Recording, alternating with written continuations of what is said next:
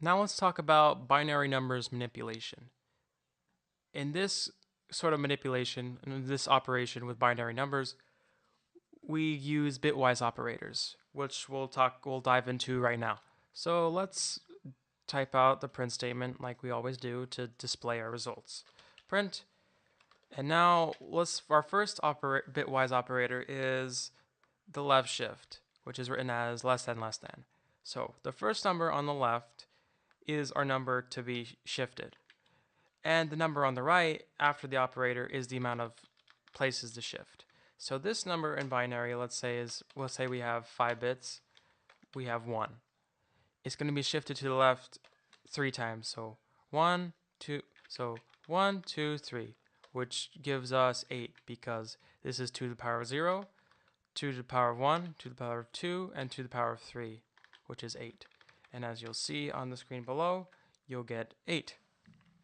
Moving on to the right shift operator. It's the same thing, just it works the same way, just it shifts to the right. So let's take two numbers. Our number in question is 32. Remember, this number is converted to binary. So we have 32 in binary shifted 5 places to the right. So we have 6 bits, let's say, and this is 32 with the 6-bit 1, 2, 3, 4, 5, 6. Yep. And then we're going to shift it to the right. So what this result is going to give is 1, 2, 3, 4, 5. It's going to give 1, as you'll see in the build below. As you can see, we got 1. Moving on to our other bitwise operators, the logical ones, AND, OR, and XOR. First, let's talk about AND. AND, what it is, it takes two values, and if both are true, then the result is true. So basically, if you have only either two ones on either side, then you get 1, as you'll see here. So we have these two numbers. Oops, my bad. I changed the operand. So on both sides now, these are both two numbers in binary. So let's write them out in binary. We're not going to build this right now. We're just going to demonstrate how these numbers look like. So 1 with 9 zeros, I believe. 1, 2, 3, 4, 5, 6, 7, 8, 9. Yes, 1 with 9 zeros. 1, 2, 3, 4, 5, 6, 7, 8, 9. And then we have 0 with lots of 1s. The rest are 1s. 0 with 9 ones. So when we AND this, since none of these are 1, 1, we're just going to get 0. So you compare each one, each bit place. So 0, 1, 0, 1, and so on, 1, 0, all the way to the end.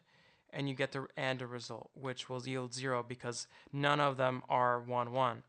So none of these are 1, 1. They're all 1, 0, or 0, 0, or whatever. So as you'll see, the result is 0, which is just 10 zeros. Anyway, moving on. Let's talk about OR.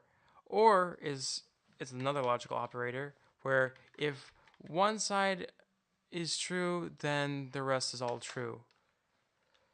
At least one side is true, that is. So let's take our number from before.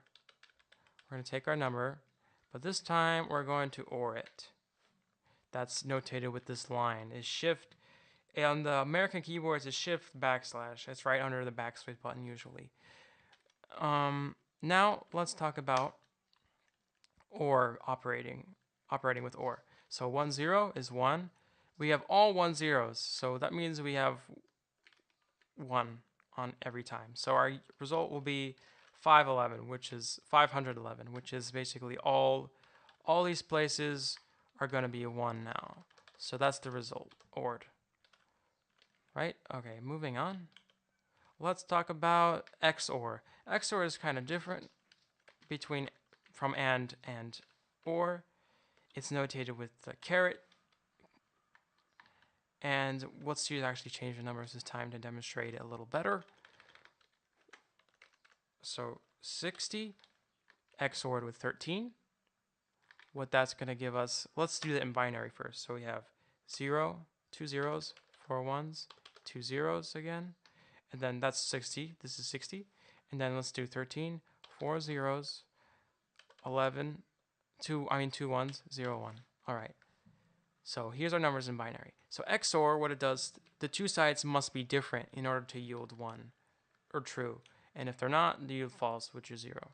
All right, so 0, 0, which is 0, 0, 0, which is 0, 1, 0, which is 1, 1, 0, which is 1, 1, 1, they're both the same, so it's 0, 1, 1 again, 0, 0, 0, you get 0 again, and 0, 1, you get 1. And this number should be 49. We'll test it out right now. As you can see, we built it, and we got 49. So that concludes this tutorial on bitwise operators. We hope to see you next time.